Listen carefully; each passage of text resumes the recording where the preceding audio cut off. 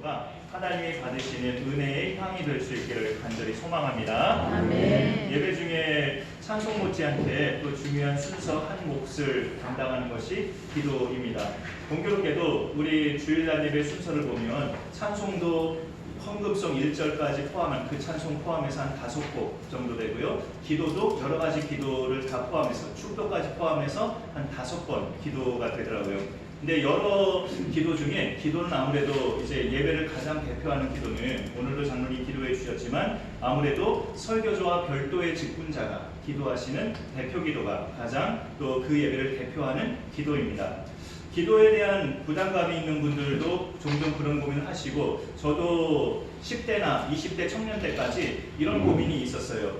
대표 기도하시는 분들의 기도를 들어보면 나는 어느 때쯤 가서 저렇게 기도의 문이 열릴 수 있을까? 저렇게 술술술술 막히지 않고 버벅대지 않으시고 그렇게 다 유창하게 잘하시는 기도의 문이 나는 언제쯤 열릴 수 있을까? 그런 생각을 많이 해봤던 기억이 납니다.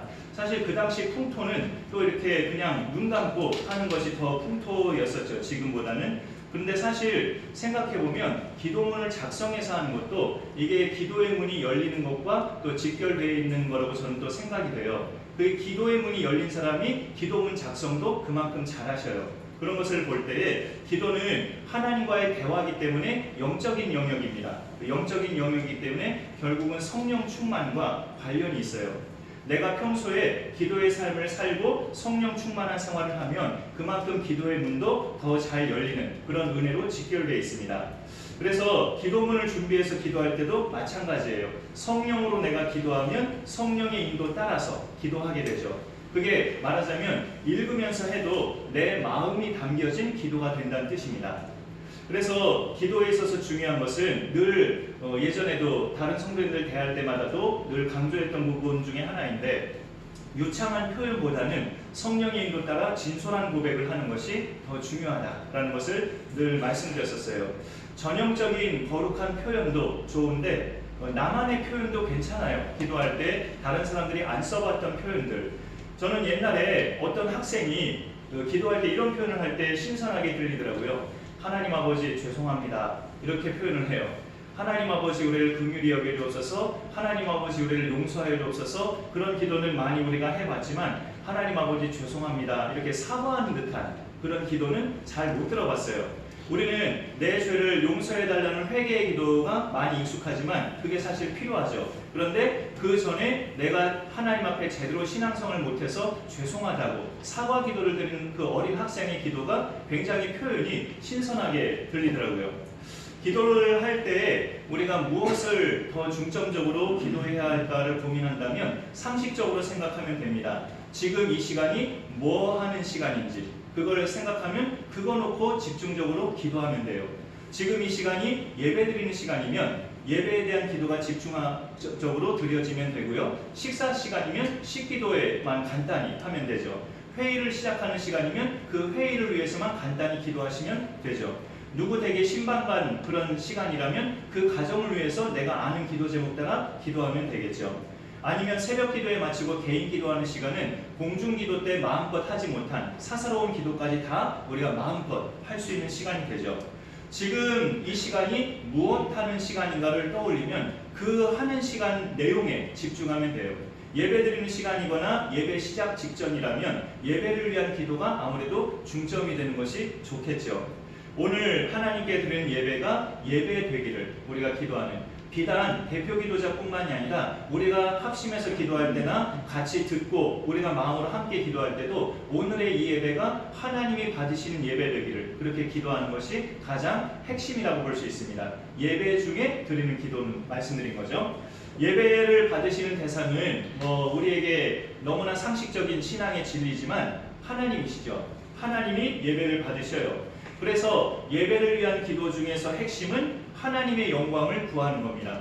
오늘 말씀의 제목이 하나님의 영광을 구하는 기도라고 정해봤고요. 오늘 읽어주신 말씀 중에 18절 시작이 되었는데 18절에 보면 모세가 이르되 원하건대 주의 영광을 내게 보이소서라고 간구하고 있어요. 하나님의 영광을 구하는 것, 이것이 무슨 뜻일까요? 하나님의 영광을 구한다는 게 조금 도움이 될 만한 참고 요절이 있어서 준비해봤는데 시편 29편 2절 말씀 같이 한번 읽어보겠습니다. 시작. 여호와께 그의 이름에 합당한 영광을 돌리며 거룩한 옷을 입고 여호와께 예배할지어다. 여호와께 그의 이름에 합당한 영광을 돌리라. 그러니까 하나님의 영광을 구하는 기도는 하나님에 걸맞는 영광을 내가 오늘 예배를 통해서 돌릴 수 있게 하옵소서. 하나님 수준에 맞는 그런 하나님이 받으실 만한 것들을 내가 드릴 수 있는 자가 되게 하옵소서. 그런 기도인데요. 세계적인 피아니스트가 정기 연주를 할 때는 아무 장소에서는 하진 않죠. 우리나라에서 유명한 그런 전당하면 예술의 전당이나 세종문화회관에 또 들 수 있겠지만 그런 장소 내지는 그에 준하는 홀에서 그렇게 연주회를 갖습니다. 뭐 티켓 가격도 제법 나가기도 하겠지만 실력이 인정되면 독주회뿐만이 아니라 협연까지 하죠. 관현악단하고 같이 협연까지 연주자로도 세워지고 그 실력이 정말 그럴 때 더 돋보이기도 하고요. 연주를 다 마치면 관객의 우회와 같은 박수를 받게 되죠. 이게 세계적인 피아니스트가 누리는 영광이에요. 비단 뭐 피아니스트뿐만이 아니라 실력이 출중한 사람은 그에 준하는 그런 사람들의 우회와 같은 박수와 칭찬을 받게 되죠. 영광 받는 거예요. 우리가 하나님께 예배드릴 때마다 하나님의 이름에 합당한 영광을 돌리라는 거예요. 하나님이 그럼 어떤 분인지를 알아야 되는데 모든 면에서 무한하신 분입니다. 하나님은 모든 면에서 무한하신 분이에요.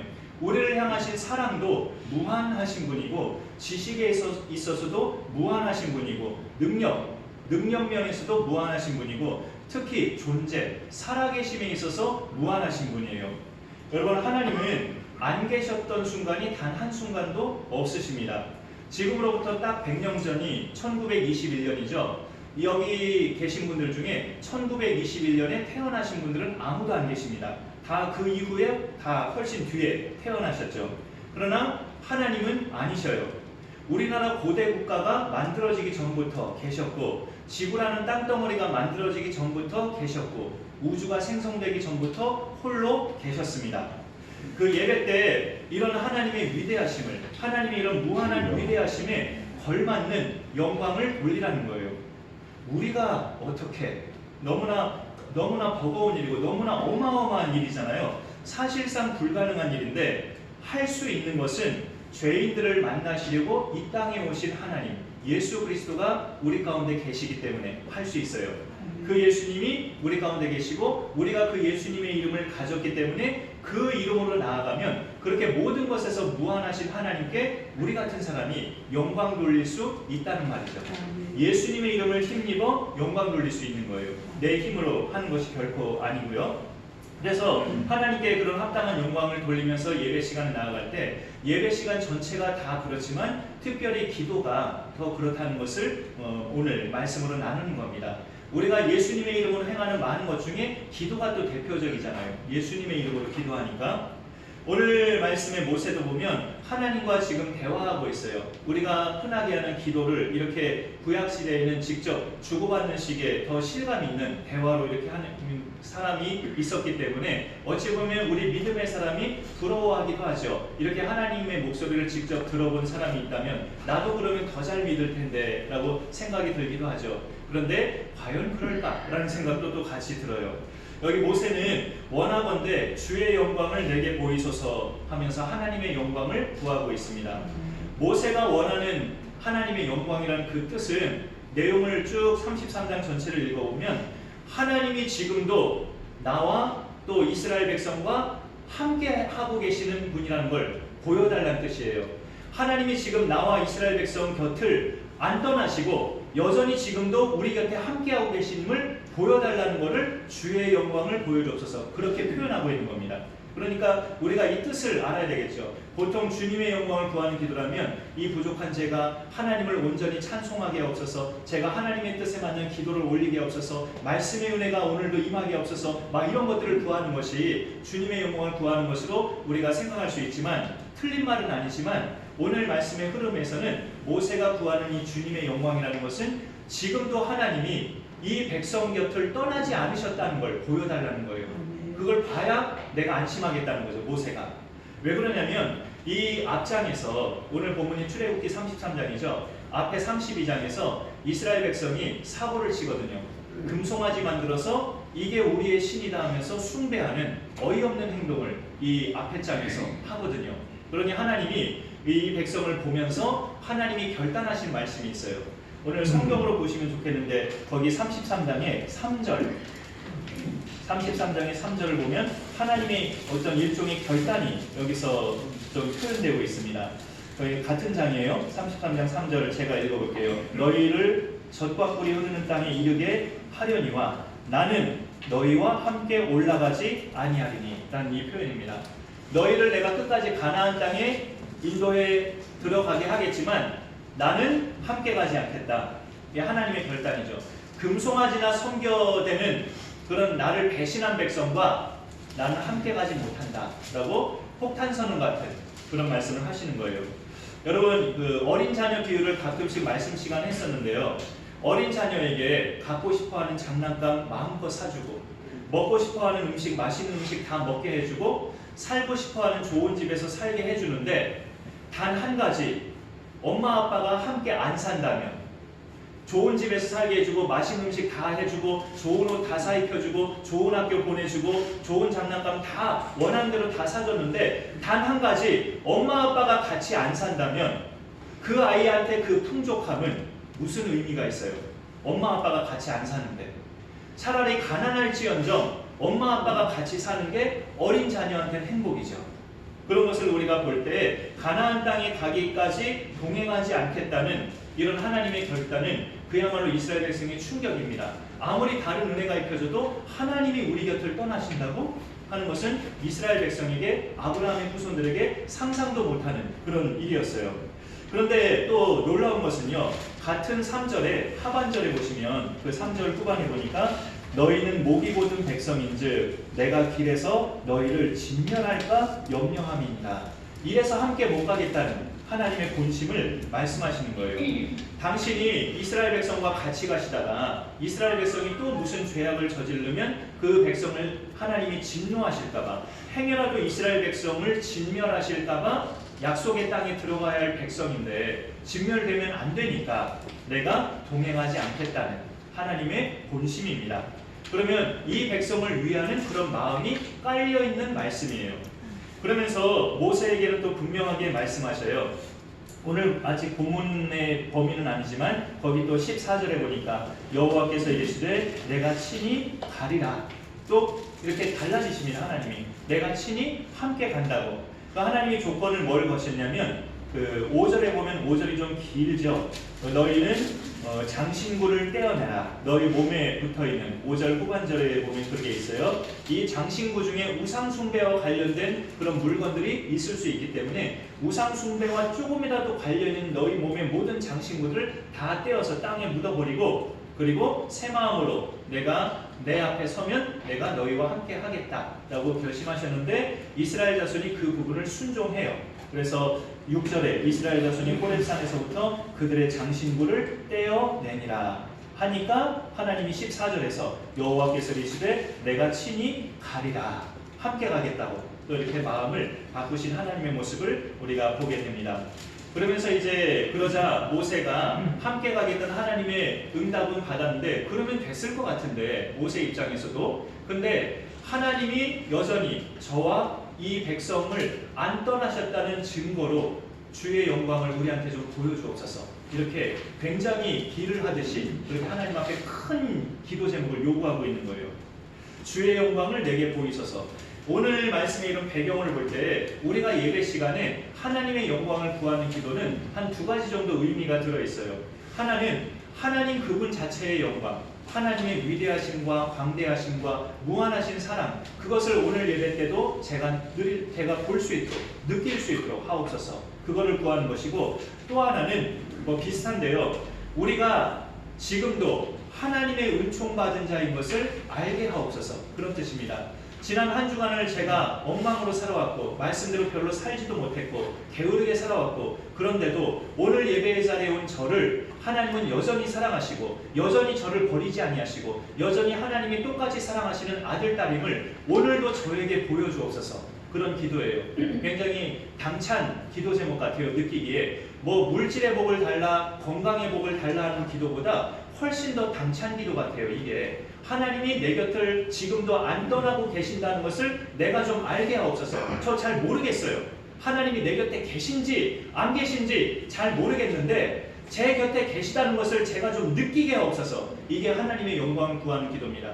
사실 이런 기도가 더 중요해요. 물질의 간구나 건강의 복보다 하나님이 지금도 내 곁에 계시다는 것을 내가 알면서 살게 하옵소서. 이 기도, 하나님의 영광을 구하는 기도예요. 내 삶이 남들이 보기에는 꼬라지가 불쌍한 삶이고 남들이 보기에는 저런 사람이 예수 믿는 사람이야 라고 보일 정도로 하찮아 보이는 그런 삶이지만 그럼에도 하나님은 여전히 내 곁에 계시다는 것을 나는 알게 하옵소서. 나는 그걸 느끼게 하옵소서. 이걸 구하는 것이 하나님의 영광을 구하는 기도예요. 세상 사람들이 나를 어떻게 하찮게 보고 불쌍하게 보든 내 곁에는 하나님이 계시다는 것을 내가 알게 하옵소서. 이게 하나님의 영광을 구하는 기도입니다. 아멘. 이런 기도가 우리 가운데도 드려질 수 있기를 소망합니다. 아멘. 이 간구에 하나님이 응답하셔요. 19절에 보니까 19절 오늘 이제 본문 말씀이죠. 여호와께서 이르시되 내가 내 모든 선한 것을 네 앞으로 지나가게 하고 여호와 이름을 네 앞에 선포하리라 라고 말씀하고 있습니다. 하나님의 응답은 이겁니다. 내 선한 것들로 네 앞에 보여주겠다. 하나님의 선한 것들이 뭘까요? 거기 같은 19절 후반에 보면 은혜와 긍휼이라고 나와 있습니다. 나는 은혜 베풀 자에게 은혜를 베풀고 긍휼히 여길 자에게 긍휼을 베푸느니라. 이렇게 금송아지 따위나 만들어서 우상의 숭배에 빠진 이 백성에게조차도 은혜 받을 자에게는 은혜를 베풀고 긍휼히 여길 자는 내가 긍휼히 여겨서 그들 중에 가나안 땅의 끝까지 내가 들여보내겠다는 그런 하나님의 응답이 하나님의 선하신 겁니다. 이게 하나님이 이스라엘 백성에게 보여주신 당신의 영광이에요. 그래서 오늘 이 말씀을 보면 은혜와 긍휼이라는 것이 이 하나님의 응답 말씀 속에 있잖아요. 은혜 베풀 자에게 나는 은혜 베풀 것이고 긍휼히 여길 자를 긍휼히 여길 것이다. 이 은혜와 긍휼이 뭐냐 했을 때 구제불능인 사람을 살리는 걸 말합니다. 이 은혜와 긍휼이에요. 여러분이 지금까지 살아오시면서 혹시 포기한 대상이 있다면 어떤 대상인가요? 아무리 내가 설득하고 매달리려고 해도 꿈쩍 안 하는 대상은 결국은 가서 포기하는 경우도 있잖아요. 방송 연예인들 중에는 뭐 다른 이야기지만 부부로 잘 살다가 남편과 아내가 잘 살다가 안타깝게 헤어진 대상들이 그런 연예인들이 종종 있어요. 보통은 이제 남자 쪽에서 사고를 쳐서 헤어지는 경우가 많은 편인데 가끔은 또 부인 쪽에서 원인이 되기도 해요. 우리가 잘 아는 유명 연예인 중에 한 명은 뭐 액수를 언급하면 누구구나 아실 거예요. 부인이 무려 17억 원의 그런 빚보증을 서서 결국은 그 남편이 해결해 보려고 했다가 헤어지게 됐죠. 이혼을 하게 됐어요. 이 남편이 어떻게든 연예인이니까 돈을 버니까 그 17억 원을 자기 힘으로 갚아보려고 했는데 뭐 입담도 좋고 지금도 인기 많은 여전한 인기 연예인이에요. 근데 처음에는 그렇게 감당해 보려고 애를 썼는데 도저히 안 되겠다 싶어서 갈라진 거죠. 그 도저히 안 되겠다 싶었던 그 내용이 뭐냐면 17억 원이라는 그 큰 돈이 아니고 부인의 그 습관, 안 고쳐지는 그 습관, 이거 도저히 안 되겠다. 거기에서 이 남편이 두 손 들고 갈라진 거죠. 17억 원이 문제가 아니라 이 사람 도저히 이 습관 안 고쳐진다 하면서 그 습관이 안 고쳐지면 계속 이제 추락하니까 계속 집안 몰락당하니까 아들도 있는데 내 아들 살려야겠다면서 이혼을 한 거죠. 그런 점에 있어서 정말 도저히 가망이 없고 도저히 구제불능인 대상은 포기하게 돼요. 사람은 포기하게 됩니다. 근데 하나님은 은혜와 긍휼의 하나님이라는 이 말은 그렇게 구제불능인 대상을 살리는 것을 말해요. 구제불능인 대상을 살리는 것이 은혜와 긍휼입니다. 여러분 하나님께서 애굽에 10가지 재앙이나 내리면서까지 구원을 베푸신 그런 백성이라면 얼마나 하나님의 은총을 크게 받은 백성이에요. 이스라엘 백성이. 그런 백성이 하나님을 버리고 금송아지를 숭배하는 것은 하나님이 보실 때 구제불능인 존재들이에요. 그럼에도 불구하고 결국 하나님의 응답은 내가 은혜 베풀 자에게 은혜를 베풀고 긍휼히 여길 자에게 긍휼을 베풀겠다는 그런 응답을 주셨어요. 이거는 하나님만이 하실 수 있는 일이고 하나님만이 용서하시는 가능한 일이에요. 죄인 중에 괴수였던 바울을 회개시키고 예수님의 사도로 세우신 것도 하나님의 은혜와 긍휼입니다. 이게 바로 하나님의 선한 것인데 이 하나님의 선한 것이 바로 당신의 영광이라고 하나님은 말씀하셔요. 다시 그 19절에 보면 여호와께서 이르시되 내가 내 모든 선한 것을 네 앞으로 지나가게 하고 라고 되어 있죠.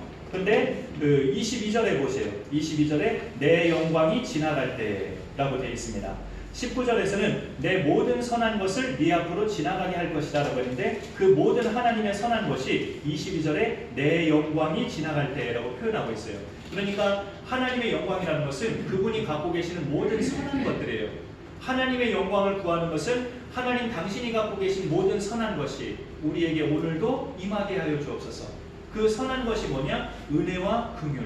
나 같은 사람을 끝까지 참아주시고 끝까지 받아주시고 끝까지 용서하시는 하나님의 그 은혜와 긍휼이 그분의 선한 것인데 그게 하나님의 영광이라고 하나님이 알려주십니다. 그럼에도 참 이렇게 불구하고 하나님의 은혜는 끝까지 이렇게 가는 것이 참 매력적이고 하나님만이 갖고 계시는 그런 은총이에요. 우리가 매주마다 믿음으로 살지만 그렇지만 또 이면에는 하루에도 셀 수 없이 들쑥날쑥하는 우리의 믿음 상태를 우리 자신이 알고 있잖아요. 우리 마음에 하루에도 수차례 들쑥날쑥하는 내 마음 상태와 생각들, 또 내 입에서 나가는 은혜롭지 못한 말들, 또 제3자의 말만 듣고 누군가를 나쁜 사람으로 몰아갔던 그런 나의 생각들, 당사자의 말은 직접 들어보지도 않고 남의 말만 듣고 누군가를 나쁜 사람으로 몰아갔던 내 마음 상태, 이런 것들이 일주일 동안에 얼마나 수도 없이 우리가 반복되면서 사느냐 말이죠. 그런데 하나님의 한결같으심은 그런 내가 예배드리러 올 때마다 언제나 받으신다는 것. 그렇게 삶에도 내가 예배드리러 올 때마다 언제나 받으신다는 것. 그래서 예배를 위해 우리가 기도할 때 주님의 영광이 오늘도 임하게 없어서 오늘도 주님의 영광을 내가 보게 하옵소서라는 그 기도는 내가 그렇게 삶에도 불구하고 오늘 예배에서도 나를 받아주시고 여전히 나를 사랑하시고 여전히 내가 하나님의 자녀인 것을 내가 알고 가게 하옵소서. 그런 의미의 기도가 되죠. 오늘 드리는 예배에서도 하나님은 나를 여전히 받으시고 나에게 은혜 베푸시고 한 주간도 그 받은 은혜 때문에 내가 살 수 있다는 것을 내가 알게 하옵소서. 그게 이 시간 이 자리에 하나님의 영광이 임해달라는 기도예요. 모세의 간구에 하나님은 그렇게 당신의 선한 것을 보이시겠다고 응답하셨는데 하나 짚고 넘어가는 것은 너는 내 얼굴을 보지는 못할 것이다 라는 표현을 하셔요. 20절에 또 이르시되 네가 내 얼굴은 보지 못하리니 나를 보고 살 자가 없음이니라 라고 말씀하십니다. 이 말씀은 사실 너무나도 당연합니다. 우리가 태양만 해도요, 우리가 타죽지 않고 지구에서 적당한 거리로 떨어져 있죠. 태양만 해도 우리가 타죽지 않도록. 그럼에도 불구하고 한낮에, 지금 같은 한낮에 밖에 나가서 햇빛을 1시간, 2시간 계속 쳐다본다면 그렇게까지 쳐다볼 수 없이요. 사실은 그렇게 정면으로 해를 장시간 쳐다본다면 우리는 아마 실명할 거예요. 하나님이 넷째 날에 지으신 큰 광명체 태양조차도 우리는 장시간 똑바로 쳐다보지 못하는데 그거를 지으신 하나님을 본다는 것은 불가능한 일이죠. 죄로 얼룩진 인간으로서는 불가능한 일이고 용납 자체가 안 되는 일이에요. 사실 그동안 모세는 하나님의 임재를 여러 가지 형상으로 많이 봤어요. 우레와 번개, 그 다음에 떨기나무에 불타는 불, 그 다음에 구름과 연기, 그리고 음성, 이렇게 하나님의 소리, 이런 여러 가지 방식으로 하나님을 모세는 체험했다고요. 우리보다 많이 하나님을 어찌 보면 직접 봤다고도 할 수 있죠. 근데 모세가 여기서 구하는 주의 영광을 내게 보이소서 하는 것은 그런 형상들 말고 번개, 구름, 불 이런 형상들 말고 실체를 한번 직접 보여달라고 대범한 그런 간구를 하는 거죠. 실체를 나에게 보여주옵소서. 그러면 나와 내 백성을 하나님이 여전히 안 떠나고 계셨다는 것을 내가 믿겠습니다 라고 말하는 거예요. 이 사실 모세가 믿음이 없어서라기보다 금송아지 숭배 사건 때문에 이스라엘과 관계가 소원해진 하나님과의 그 관계를 회복되기를 기도한 겁니다. 다시금 이 백성이 하나님과 관계가 깊어지고 회복되게 하옵소서. 그렇게 구하는 거죠. 여러분, 그 하나님과의 관계가 소원해지는 것은 굉장히 뭐라고 비유할 수 있냐면 집에 난방과 전기가 끊어진 집과 같아요. 하나님과 관계가 소원해지는 것, 하나님과 멀어진 상태는 집에 난방과 전기가 끊어진 상태예요. 겨울 같은 날은 참 굉장히 치명적이죠. 난방과 전기가 끊어지면. 그런 것이 이제 하나님과 관계가 소원해지는 것인데, 우리가 참 뭐라고 할까요? 헷갈리지 말아야 될 것 중에 하나가 뭐냐면, 하나님과 멀어진다는 것, 하나님과 관계가 소원해진다는 것이 주일 예배 온 지 오래된 사람들만 해당되는 것으로 생각하면 오산입니다. 그거는 오산이에요. 하나님은 영이시기 때문에 우리의 영적인 삶이 식어지면 예배 출석 여부와 상관없이 하나님과 멀어집니다. 영적인 삶이라는 것은 에녹처럼 하나님과 동행하는 삶이에요. 하나님과 동행하는 삶에 필수적으로 들어가는 것은 기도와 말씀이고, 그 다음에 매 순간의 모든 결정들을 성경에 기록된 하나님의 뜻을 따라 행하는 것이 영적으로 살아가는 겁니다. 우리가 새해 들어서 기도 제목을 적어냈지만, 내가 적어낸 그 기도 내용을 나도 기도하고, 그 다음에 기도하면서 하나님의 뜻을 분별해가고, 기도하면서 하나님의 뜻을 분별한다는 말은 이 기도는 내 욕심이었구나 하면서 느껴지는 것을 제하고, 이건 정말 하나님의 뜻이라는 것은 더 깊이 기도하고, 이렇게 기도해가면서 약간 수정 작업을 하는 거죠. 하나님의 뜻을 분별하는 것. 그렇게 하고, 그 다음에 이 기도 제목이 응답되려면, 내가 적어낸 기도 제목이 응답되려면 내가 무슨 결단을 해야 되는가, 내가 어떤 행동을 해야 되는가까지 생각하면서 그렇게 행동하는 것, 이게 하나님과 동행하는 삶이에요. 그런데 이런 것들이 일체 없이 주일 예배만 드리면 그것은 이제 하나님과의 관계가 소원해졌다고도 볼 수 있어요. 그렇다고 예배를 소홀히 여기라는 뜻은 결코 아니죠. 그건 또 사탄에게 속는 겁니다. 우리가 은혜를 공급받는 중요한 시간이 또 예배드리는 시간이기 때문에 예배를 또 소홀히 여길 수는 없지요. 그런 예배자에게, 예배를 또 귀히 여기면서 하나님께 나아가는 예배자에게 하나님은 또 은혜와 긍휼을 베푸시기 때문에 예배 자체도 소홀히 여길 수는 없어요. 모세에게 하나님은 네가 내 얼굴은 보지 못한다고 말씀하셨지만 내가 한 장소에 너를 세워둘 것인데 너는 그 장소 반석 위에 서라고 그렇게 말씀하고 있습니다. 우리가 예배드릴 때 어찌 보면 여기도 하나님을 예배하는 장소지만 하나님을 우리가 대면할 수는 없지만, 얼굴을 볼 수는 없지만, 내가 마련한 한 장소가 있는데 거기에 반석이 있다. 그 반석 위에 네가 서 있으면 너는 나를 만나도 죽지 않는다 라는 말이에요. 그 반석이 뭐길래 그 반석 위에 서면 안 죽는다는 뜻일까 했을 때, 그 반석은 예수 그리스도입니다. 예수 그리스도. 참고 말씀 하나 더 우리가 볼까요? 같이 한번 읽어보자. 고린도전서 말씀인데요. 시작.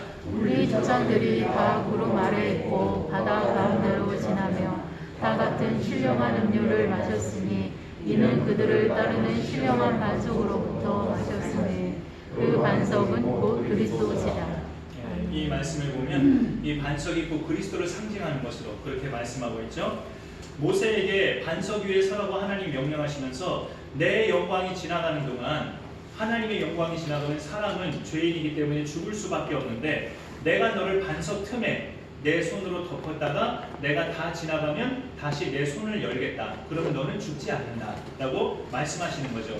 이 반석이 바로 훗날 우리의 구원자로 오실 예수 그리스도를 성경에서 말씀하고 있는 거예요. 구약시대의 이스라엘 백성에게 반석은 여러 가지 기능을 했어요. 다양한 용도로 그렇게 쓰임받은 도구가 됐습니다. 광야 생활하던 이스라엘 백성에게는 목이 마를 때마다 그 반석이 터지면서 물이 나오는 그런 역할을 반석이 했죠. 그 다음에 다윗처럼 전쟁을 많이 한 그런 군사요 왕 같은 사람에게는 이 반석이 두려움을 물리치는 하나님의 든든한 요새 같은 역할을 했습니다. 여호와는 나의 반석이시요, 다윗이 숱하게 고백을 했죠. 그것은 두려울 때마다 하나님이 나를 지켜주시는 반석 되심을, 그 실제 반석을 볼 때마다 다윗은 하나님을 연상한 거예요. 그런 반석이 나타내는 궁극적인 대상이 누구냐? 바로 이 땅의 죄인들을 만나러 오신 예수 그리스도가 반석이라고 성경이 말씀하고 있는 거예요. 그래서 하나님의 영광이 지나가는 자리에 사람이 떡하니 서 있으면 죽을 수밖에 없는데, 내가 너를 반석 틈에 두고 내 손으로 덮어둘 테니까 내가 지나가는 동안 내 손으로 덮어두면 너는 죽지 않는다. 그 반석 틈에 잘 서 있어라. 그리고 내가 다 지나가면 다시 손을 거두면 네가 나오면 된다 라고 말씀하시는 건데, 반석이 뭐길래 하나님이 그 반석 틈에 있으면 안 죽는다고 하셨는가? 예수 그리스도. 예수 그리스도의 이름으로 우리가 나아가면 하나님 앞에 나와도 안 죽는다는 거죠. 이미 예수 그리스도가 죽었기 때문에, 예수 그리스도가 이미 피 흘려 죽으셨고 그 이름이 정말 하나님 앞에 버림받고 처절하게 우리를 위해서 대신 대속해 주셨기 때문에 그 이름으로 나아가면 우리는 죽지 않고 하나님의 영광을 볼 수 있다는 거죠. 결국 우리의 예배는 예수 그리스도의 피와 그 이름 의지하여 하나님께 나아갈 때 하나님의 보호하심을 받으면서 그분의 영광을 볼 수 있게 됩니다. 나를 살리시고 영생을 주시기까지 십자가에서 흘리신 그 피와 그 거룩한 이름을 내가 생각하고 의지하면서 오늘 예배에서도 예수님 이름 의지하여 나아가오니 하나님 영광을 내가 보게 하옵소서 기도하면 하나님이 응답하셔요. 하나님의 영광이라는 것이 뭐라고 했습니까? 여전히 말씀대로 살지 못하는 나 같은 자에게 변함없이 은혜와 긍휼을 베푸시는 걸 말합니다. 오늘 예배에서도 하나님은 여전히 내 예배를 받으시고 나를 여전히 사랑하시고 부족한 많은 나를 오늘도 사랑으로 감싸주시는 하나님을 내가 알고 가게 하옵소서. 이게 하나님의 영광을 구하는 거예요. 그 사실이 예배 때에 내 마음에 감동이 되고 그래서 기쁨이 넘치면 나는 오늘 예배에서 하나님의 영광을 보고 간 겁니다. 예배 중에 우리가 기도하면서 그것을 구하는 기도가 필요해요. 오늘도 하나님의 영광을 내가 보고 가게 하옵소서. 오늘도 나 같은 것의 예배를 받아주시는 하나님의 영광을 내가 알고 집에 가게 하옵소서. 그런 기도가 예배 때마다 잘 이루어져서 우리의 예배가 더욱더 깊이 있게 다져지는 축복이 있기를 간절히 소망합니다. 기도하겠습니다. 하나님 감사합니다. 오늘도 우리 가운데 예배하게 하시고 우리가 특별히 예배 중에 여러 차례 드리는 기도에 대해서 오늘 말씀으로 나눠봤는데 기도에 있어서 특별히 예배 중에 우리가 구할 기도가 하나님의 영광이 임하게 해달라는 기도인 것을 모세의 기도를 통해서 우리가 또 보게 됩니다. 하나님 아버지, 죄인들이 그저 주님의 이름으로 와서 예배드릴 때 거룩하신 하나님께서 받으시는 것은 그 주님을 보시고 피 흘려 죽으신 예수 그리스도의 이름을 보시고 하나님 우리를 받으시는데 그것을 우리가 매 예배 때마다 깨닫게 하시고 그런 은총 때문에 나를 살려주시고 나를 오늘도 아들, 딸로 받아주시고 예배를 받으시는 하나님의 그 영광을 우리가 늘 체험하는 예배가 되게 하여 주옵소서. 오늘도 그것을 우리가 확신하며 돌아가는 힘찬 기쁨의 발걸음이 되게 하시고 한 주간을 또 주님과 동행하며 승리하는 삶으로 잘 이어질 수 있도록 하나님 함께하여 주옵소서. 예수님의 이름으로 기도합니다. 아멘.